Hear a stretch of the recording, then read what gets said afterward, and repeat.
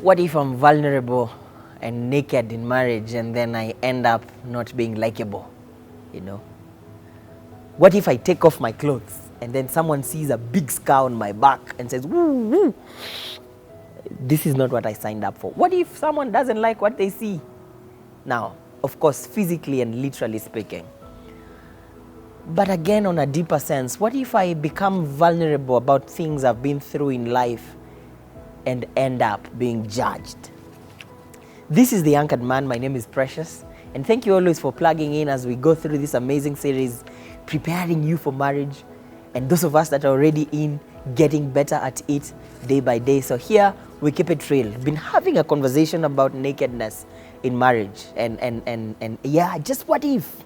What if you see something you don't like and the clothes do a perfect job covering, you know? See, our clothes really cover a lot. There's so much that's beneath these clothes that you'll never know. Some marks, some scars from past hurts, and so on and so forth. And so when I dress up this way, I cover so much that you may never know.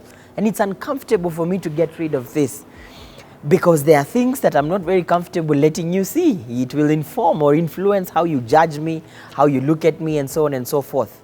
And this is the story of our relationships. A lot of us over time, we found coping mechanisms that have covered deep things that we are hiding about our pasts.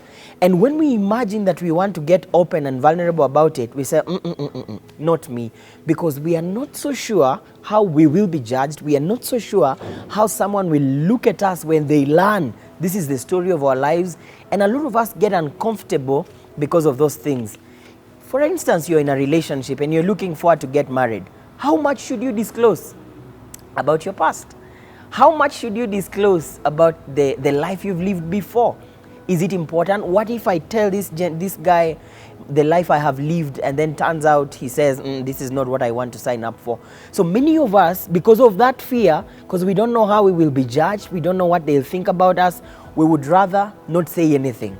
So we keep quiet. But what we do not realize, and I'll be talking a bit about this in the next video, is that there is a lot of our past that we carry forward, and it comes to play in the future if we don't deal with it. So is it important that we value nakedness even in relationships? Absolutely. The limits, I'll leave you to decide. But when it comes to conversations about how much should I share, we want to make sure that you share enough information to help someone make the right decision about you. It's only fair that you share what you know is critical in making that life-lasting solution, or life-lasting decision about marriage, for example.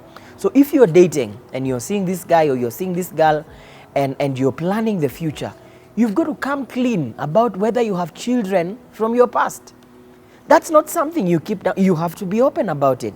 You see, why? Because it plays in their decision. They need to know, this is what I'm signing up for, that at some point there are some kids we'll have to take care of.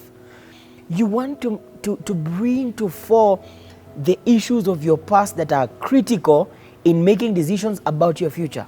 So you cannot say, I am not comfortable sharing this part of my life, and then leading on someone to a decision, and then years later, things begin to chip up about the past.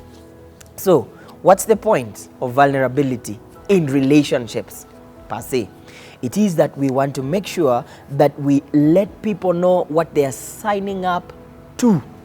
That I want you to know that as you date me, this is what you're getting yourself into. I'll get into details of those particular issues in the next video, but the goal is to help us to be able to value and practice honesty in our relationships as the foundation that will enable us to be vulnerable, open, and naked when we cross over. So whether something is uncomfortable or not, this is why I keep on insisting. Friendship is a big deal. Even before you talk about love, we must be friends, and we must be friends to the point that I know for sure I can trust you with information. Now, if you've added up coping mechanisms over your past to just but cover up issues that you've been through, struggles that you've had in the past, just know that one day there's going to be it's a ticking time bomb that will explode at some point. Do you remember Peter? Jesus saved him, called him, and he was a fisherman, and he called him, says, come, let's go. From today, you'll be a fisher of men. He used to fish, all right? But for 3.5 years that Peter was with Jesus, he had a sword somewhere. He had a sword. He kept a sword from his days in fishing. But because he was wearing, and this is my imagination, because he was wearing the robes, hizo kanzu za wanafunzi, nobody would see that there's a sword behind this robe. But one day, when danger struck and they were in this garden and Peter saw Jesus being arrested, and all of a sudden, out of nowhere, nobody knows that this guy has been carrying a sword all along. He takes off his sword and he cuts someone's ear, and everyone goes like, whoa, where did that come from? He had something from his past that he had kept, and he had a religious garment that covered it, only until the environment around him was convenient for that sword to come off. If you're keeping things about your past that you're covering with some garment, just know that one day it's going to explode on you and it will come out. That's why the Bible says in the book of Job that there is hope for a tree that has been cut. At the scent of rainfall, it will grow again. There are things about our past that we don't uproot, we leave them cut. But at the scent of rainfall, when the environment is conducive enough, those things will start to grow.